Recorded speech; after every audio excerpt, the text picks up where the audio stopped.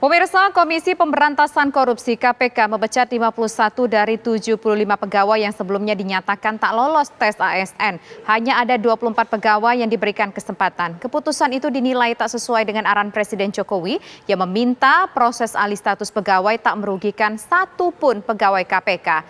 Inilah laporan utama. KPK pecat 51 pegawai. Arahan siapa?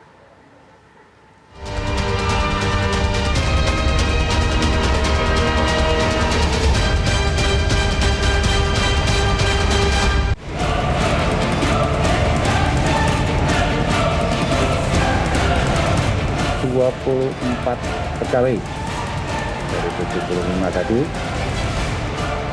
yang masih dimungkinkan untuk dilakukan pembinaan. Yang 51 orang kembali lagi dari asesor itu sudah warnanya dia bilang sudah merah.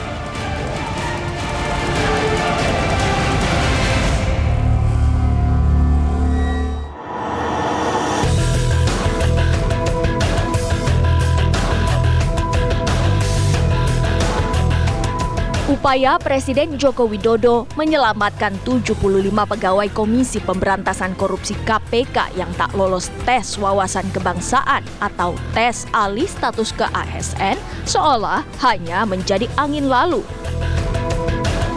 Padahal sebelumnya, arahan Presiden terkait nasib para pegawai tanpa terkecuali itu bak angin segar bagi para punggawa lembaga anti korupsi.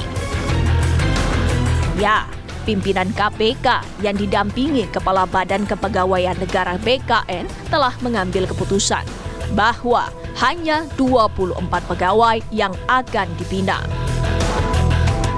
Sementara 51 pegawai lainnya tak diberi peluang. Mereka tetap akan diberhentikan. Mereka disebut mendapat nilai merah sehingga harus tersingkir dari Gedung Merah Putih. Kita sepakati bersama dari 75 itu dihasilkan bahwa ada 24 pegawai yang masih dimungkinkan untuk dilakukan pembinaan sebelum diangkat menjadi ASN.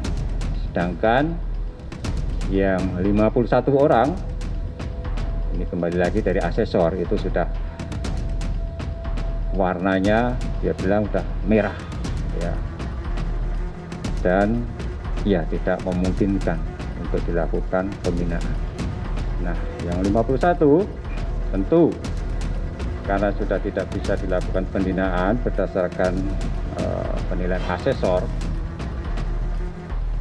tentu tidak bisa bergabung lagi dengan KPK.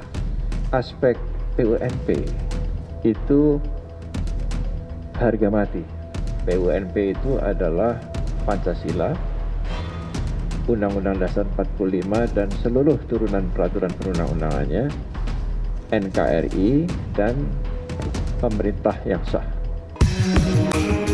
Keputusan yang membuat 51 pegawai seperti terbuang sontak membuat wadah pegawai KPK bertanya-tanya, mengapa keputusan Mahkamah Konstitusi serta arahan Presiden tak sepenuhnya dijalankan. Yang kami ketahui bahwa sesuai dengan undang-undang, seluruh pegawai KPK yang ingin menjadi ASN, ya, itu beralih statusnya secara otomatis menjadi ASN, yang dulu sebelumnya adalah pegawai tetap dan pegawai tidak tetap. Artinya, ketika sekarang muncul permasalahan situs TWK dan sebagainya, apalagi kemarin putusan Mahkamah Konstitusi sudah sangat bagus, ya. Tidak boleh alih status ini merugikan pegawai KPK dari sisi manapun karena sudah berpengalaman memberantas korupsi. Apalagi dari 75 nama yang kemarin tidak memenuhi syarat, ya, itu ada nama Novel Baswedan gitu kan, yang sudah mengorbankan matanya buat pemberantasan korupsi, ada direktur dan penghargaan dari Presiden atas pisang dan sebagainya. 75 orang ini direkrut oleh KPK dengan kompetensinya masing-masing gitu kan. Makanya ketika kemarin yang Presiden Jokowi membela kita gitu ya, itu menurut saya sebuah hal yang bagus gitu kan. Yang harusnya apa yang disampaikan oleh Pak Jokowi itu sebenarnya itulah yang harusnya disampaikan oleh pimpinan KPK. Pertanyaan senada juga dilontarkan wakil rakyat di Senayan. Mengapa keputusan yang melibatkan lembaga-lembaga di rumpun eksekutif itu justru tak sejalan dengan instruksi Presiden? Kenapa antara kementerian dan lembaga terkait yang notabene adalah di bawah Presiden kok berbeda dengan apa yang disampaikan oleh Presiden, dan itu diketahui oleh begitu banyak elemen masyarakat ya. Bola panas atas keputusan yang berujung pada pemecatan 51 pegawai itu kembali mengarah ke pimpinan lembaga anti rasuah yang seolah setengah hati menerima arahan Presiden.